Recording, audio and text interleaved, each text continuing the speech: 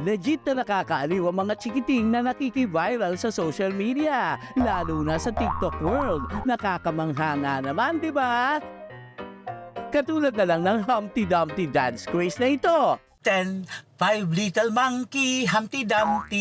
Mama called the doctor and the doctor said, pagbilang kong 3, nakatago na kayo. Kayo po na nakaupo, subukan yung tumayo. I want to... Ay, ewan, nigugulo ninyo ang isip ko.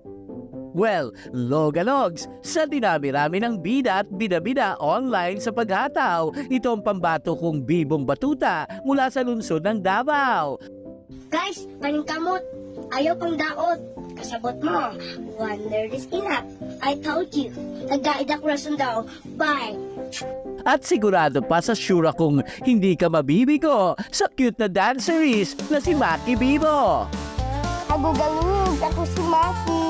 Niniwala sa sabihan. Dili ko bayot. Lalaki ko. Kasabot mo. Wonder is enough. I told you. Nag-guide ako rason daw. Bye. Sa kanyang pitik na pakak at kwelang expressions na nakakahagalpak, abae, for sure na tatatak ang mga giling niyang wapak na wapak. Milyon-milyon nga naman ang hakot views ng kanyang mga dance videos na cute.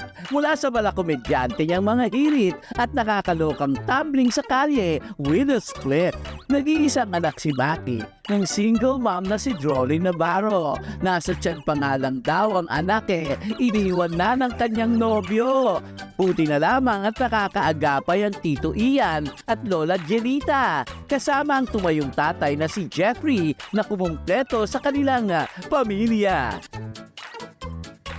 Nagaya niya nga raw kay Mami ang galing sa pagsasayaw, kaya ang trippings nila pag bored, hatake ng pamilya at humataw.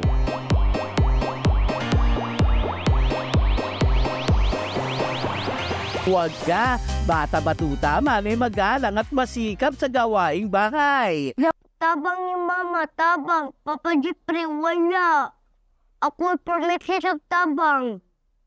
Simula sa pagkasanggol ay si Jeffrey na ang tumayong tatay kay Maki. Ipalangga na po siya na pagdako ang asa sa taman ng dako. Lahat ng kanyang itulong sa nanay, bibong inaako. Gusto niya raw kasi ng shining, shimmering, splendid mansion. Huwag nga kayong, Bukod sa pagpapakintab ng mansyon, ay kumain daw ang kanyang hilig, mag-TikTok, mag-drawing, at bumabad kay Peppa Pig. Paborito na ko. Daddy? English mo si Papa Pig. Daddy? Excited na rin daw siya dahil malapit na siyang pumasok sa school. Ang dahilan Logalogs, pakinggan ang answer niyang cool. Gusto niyo ko school. Gusto na ko kuan sa bell. Dapat yung bell dito pero uli naman. Mas kinugustong maglaro sa bahay ni Maki kasama ang nanay. Di raw kasi nila matek ang pambubuli ng kanyang mga kapitbahay. Batchoy, bakla at iba pang asar daw ang sinisigaw kay Maki. Nakarating pa nga sa comments sa Sokmed na nakakagalaiti. Lumalabas, naglalaro. Umuwi po siya dito sa akin, umiiyak, susumbong na sinasabihan siya ng bakla at saka taba daw. Malaki po daw yung katawan niya. Magulang po ako, nasasaktan po ako kung may mababasa po ako ng babas, yung binubuli po yung anak ko. Nasasaktan po ako pero okay lang din sa akin kasi marami naman po nagmamahal na tumatanggap sa kanya. Ang nakakatuwa ay wala raw paki si Maki Boy sa sangkatelbang bashers na mga kulokoy. Saan kaya nga sila ang ginoo ng magbahala, anak? Utok ba utok, mindset. Sabot ka, wonder is enough. I told you, kahit person lang. Mindset ba? Mindset. Hayaan na nga lang daw sila. Diyos na raw kasi ang bahala. Ang importante, siya masaya.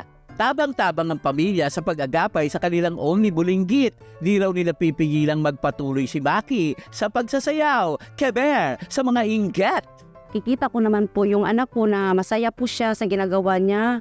wala naman po akong karapatan na pigilan yung gusto ng anak ko. Kasi hindi ko naman yan siya pinipilit na sumayaw ka ng ganyan. Kusa niya sa loob niya na gusto niyang sumayaw ng ganyan. Ang Lola Jelita na todo kayod para kay Maki, handa raw nilang isakripisyo ang lahat hanggang siya ay lumaki. Lahat lang isasakripisyo ko. Andito na ako. Susuportahan ko sila. Mag-ina.